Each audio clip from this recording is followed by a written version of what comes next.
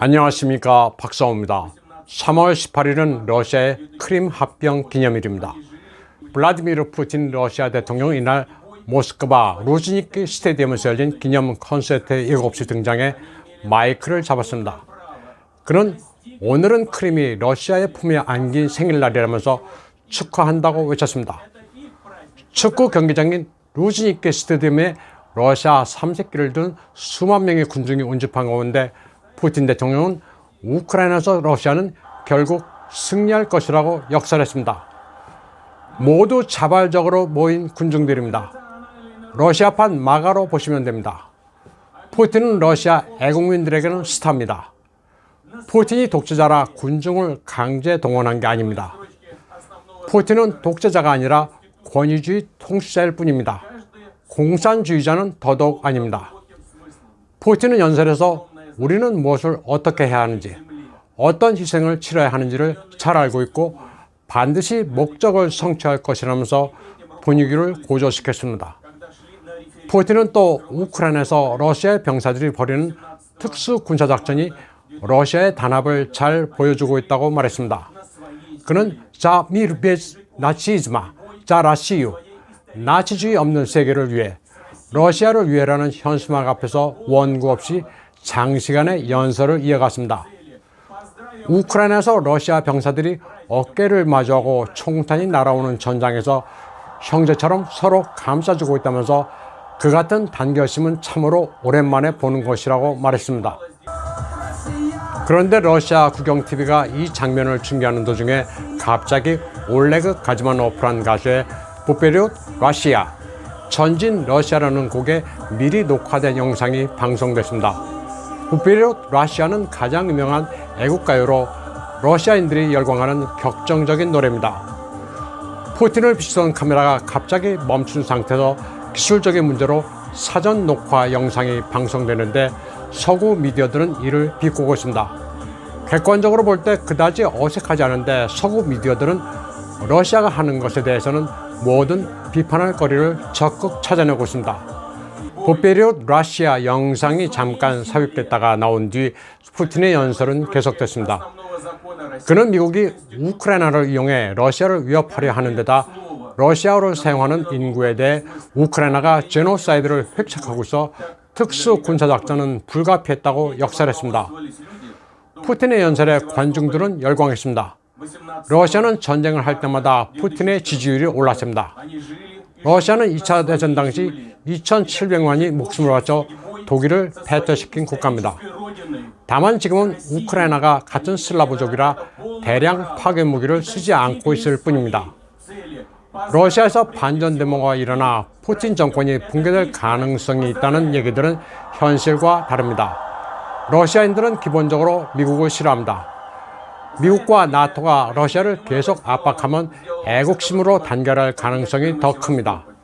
현재 러시아의 분위기를 알려면 러시아에 거주하는 우리 교민에게 전화만 하면 바로 알 수 있습니다. 서방의 경제제도로 러시아 국민들이 생활에 어려움을 겪는지, 진짜 동요에 푸틴에게 반감을 가져 민단 일보 직전인지 파악할 수 있습니다. 국내 매체들은 이런 조그만 시도조차 안 하고 서구의 메인스트림 미디어만 베끼면서 러시아가 곧 붕괴된다고 주장하고 있습니다.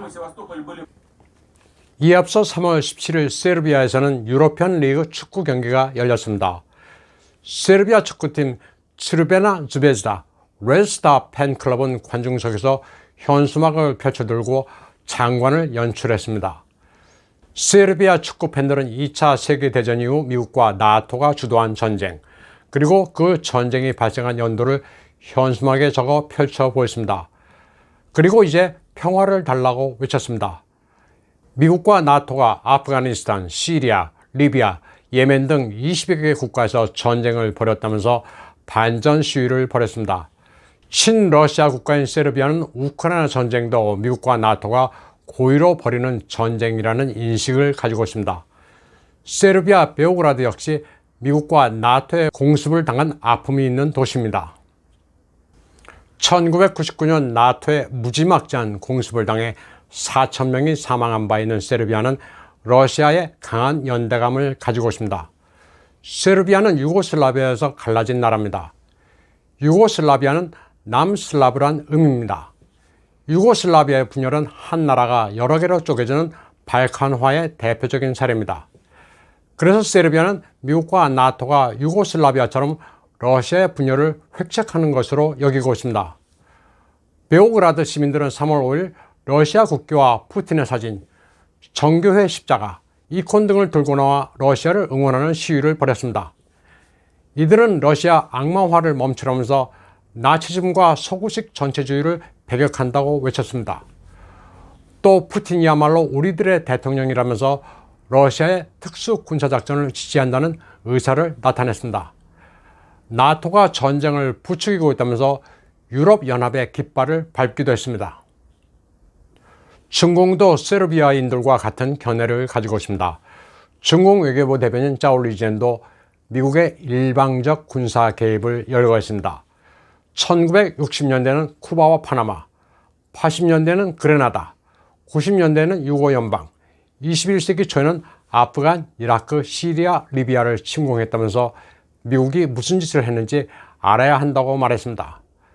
그러면서 우크라이나 사태를 해결하기 위해서는 일방적인 잣대를 들이대지 말아야 하고 각국을 협박해 줄 세우는 짓을 멈춰야 한다고 말했습니다. 그는 또 키신저조차도 나토의 동진을 자제해야 한다고 경고했는데 바이든 정권이 밀어붙여 우크라이나의 비극을 초래했다고 말했습니다. 그리고 유럽의 메인스트림 미디어 기자에게 나토가 왜 강 건너 불구경하는 미국에 놀아나느냐고 반문했습니다. 미국은 나서지 않으면서 우크라이나를 전쟁터로 만들고 있다고 비판했습니다. 군 병력은 한 명도 보내지 않고 오직 무기만 우크라이나에 지원하고 있으며 난민 따위는 관심도 없다고 말했습니다.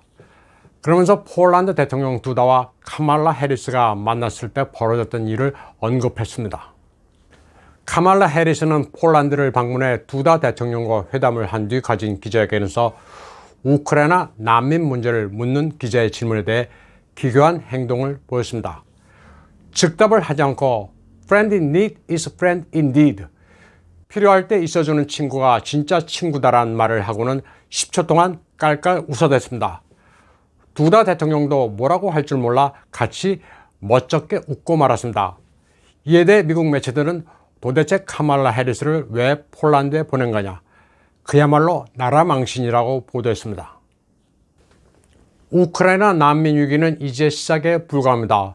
일본의 ANN은 3월 18일 기준으로 유럽 각국으로 피신한 난민이 327만 663명이라고 보도했습니다. 폴란드 메디카 국경검문소가 인산인해를 이루고 있습니다. 이대로라면 며칠 뒤에는 400만을 훌쩍 뛰어넘게 됩니다. 가난한 나라 우크라이나 인구가 4,400만 정도니 이제 그나마 먹고 살만한 사람들은 모두 빠져나온 겁니다. 우크라이나에 남아있는 사람들은 상대적으로 먹고 살기가 빠듯한 저소득층입니다. 나라 하나를 차려도 될 정도의 인구가 난민으로 전락했습니다. 오늘 방송은 여기까지 하겠습니다.